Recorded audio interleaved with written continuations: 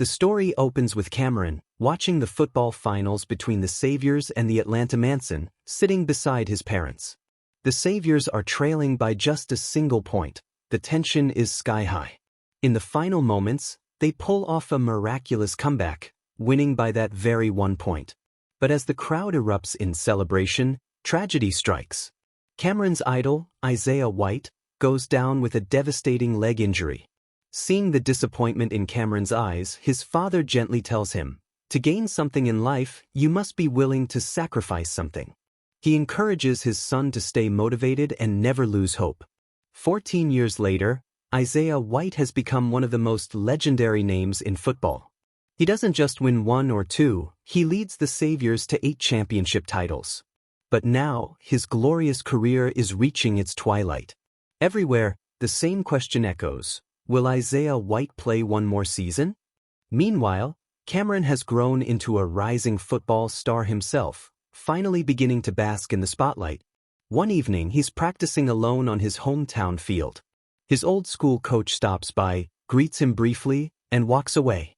Cameron takes a few shots. The ball rolls in slow circles before coming to a stop. As he bends down to pick it up, a man suddenly attacks him from behind, striking his head. When he wakes up in the hospital, doctors tell his mother the heartbreaking news: Cameron's career is now in serious danger. If he keeps playing, the injury could turn fatal. But Cameron refuses to quit. He joins a high-level team even as the media buzzes non-stop about his head injury. Everyone's asking the same question: can Cameron still go on?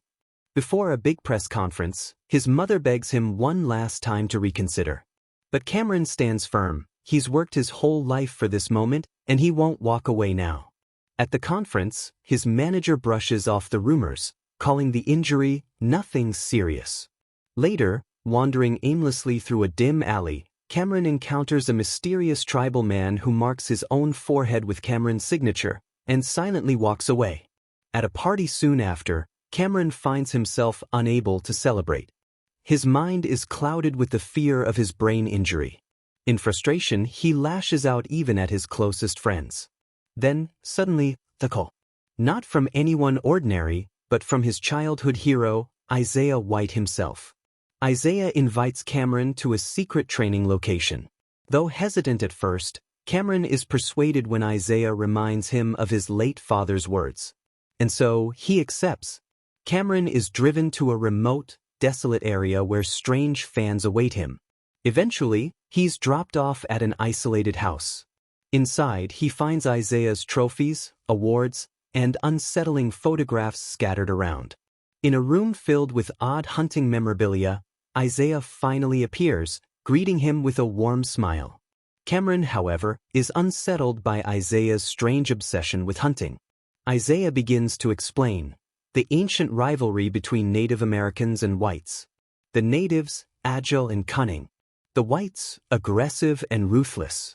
He claims this very conflict inspired the spirit of football itself, even influencing the invention of the forward pass. Before training begins, Isaiah sets his rules. No phones, no distractions, no indulgences. Only football. And so, Cameron's brutal training begins. He practices long-range throws, sharpens his aim, and pushes his stamina beyond its limits.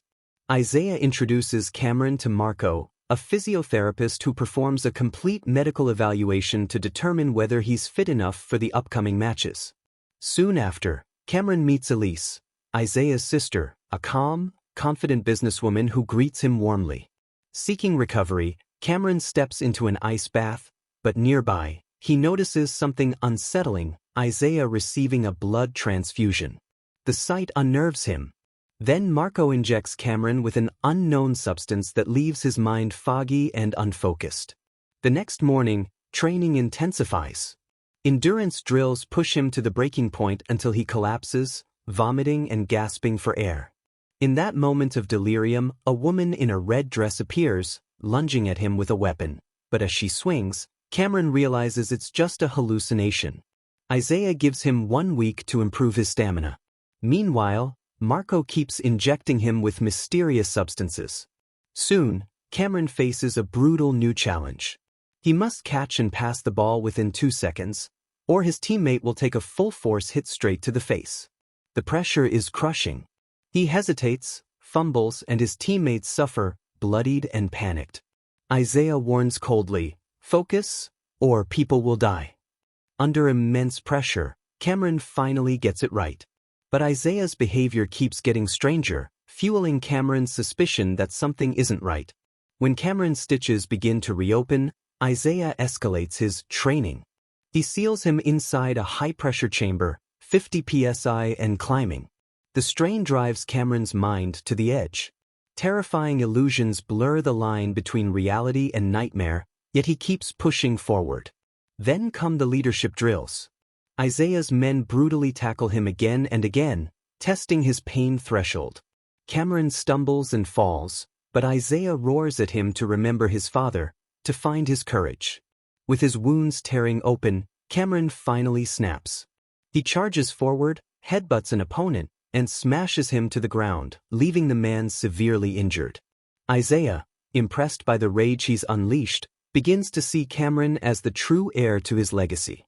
That night, Cameron wanders the dark hallways, haunted by hallucinations, flashes of paparazzi choking him, shadows closing in. Terrified, he calls his mother just to wish her a happy birthday. But before he can speak freely, Marco bursts in, forcing him to hang up.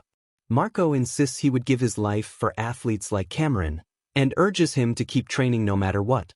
Later, inside the sauna, Isaiah reminisces about his playing days, the locker rooms, the cheers, the roar of the crowd. He warns Cameron not to climb the ladder of greatness blindly, not to become like him. Moments later, as Cameron sits alone, a woman suddenly attacks him with a stone. He fights back, choking her in self-defense until she falls lifeless. Isaiah rushes in, seemingly saving him from the chaos. Confused by Isaiah's erratic behavior, Cameron turns to Elise for help. But she brushes it off, saying Isaiah just seems odd to outsiders. Elise then invites Cameron to an extravagant party with her entourage. Together, they drink, dance, and lose themselves in reckless revelry until sunrise. The next morning, Isaiah storms into Cameron's room, gun in hand. His voice trembles with rage as he demands to know if Cameron slept with Elise. Cameron denies it, reminding him of his own high school girlfriend. Isaiah stares coldly and says, "Don't care about anyone's feelings. The only thing that matters is football." Training finally ends, and Cameron prepares for his big interview. But midway through, emotions overwhelm him. Breaking down, he confesses his guilt for almost quitting football, for letting his late father down. Through tears, he vows to keep playing in his father's memory. Later, Elise helps him get ready for a grand celebration, a gathering of high-ranking Saviors officials and team owners. At the event, they ask him if he's ready for the next step. Cameron nods, drinks his wine, and slowly slips into intoxication. Meanwhile, Elise betrays Marco, offering him as a sacrifice in a dark ritual. The next scene opens with Cameron lying weak and dazed on a bed. A syringe appears before him. Once the injection enters his bloodstream, strange changes ripple through his body.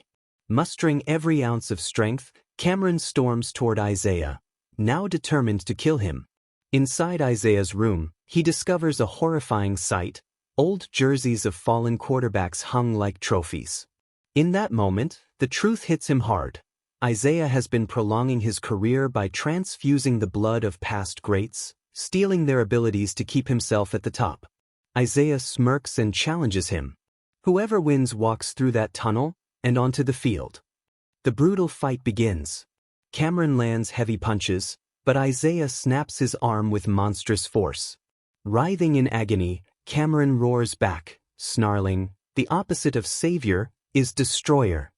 Fueled by pure rage, he grabs a helmet and smashes Isaiah repeatedly until he lies lifeless on the floor.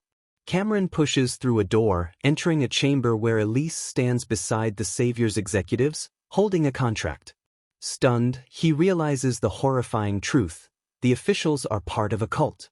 Every survivor of this twisted trial earns a seat among them.